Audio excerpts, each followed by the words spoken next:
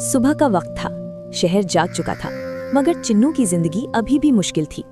चिन्नू एक नन्हा सा बंदर था। उसने पीली शर्ट पहन रखी थी जिस पर काली लिखाई में चिन्नू लिखा था, और नीली चड्ढी पहने अपने टूटे से घर के बाहर बैठा था। उसकी आंखों में एक ख्वाब था। चिन्नू स्कूल जाना चाहता था। वो रोज स्कूल के गेट के बाहर खड़ा होकर बच्चों को बस्ते उठाए अंदर जाते देखता और खामोशी से दिल ही दिल में कहता, काश मैं भी पढ़ सकता। लेकिन उसके पास न किताबें थीं और न ही बस्ता। चिन्नू की माँ एक मेहनती बंदरिया थी।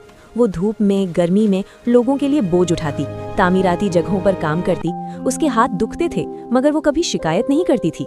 काम के बाद वो अपने हाथ सहलाती, दर्द छुपाती और दूर से चिन्नू को देखकर मुस्कुरा देती। उसकी आंखों में एक ही वादा था, मेरा बच्चा जरूर पढ़ेगा।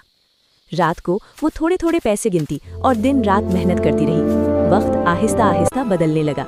एक दिन चिन्नू के हाथ में किताबें थीं। उसकी आंखें खुशी से चमक रही थीं। वो स्कूल के गेट के अंदर जा रहा था। दूर खड़ी उसकी माँ ये मंजर देख रही थी। उसकी आंखों में आंसू थे, मगर ये आंसू खुशी के थे। वो दिल ही दिल में बोली, मेरी सारी मेहनत कामयाब हो गई। चिन्नू ने मुड़कर देखा और मुस्कुरा दिया, क्योंकि माँ दुनिया की सबसे बड़ी हीरो होती है। आखिर में चिन्नू ने एक छोटा सा लकड़ी का बोर्ड उठाया जिस पर लिखा था, रिस्पेक्ट मदर, हार्ट, सब्सक्राइब, और आहिस्ता से सर हिला दिया।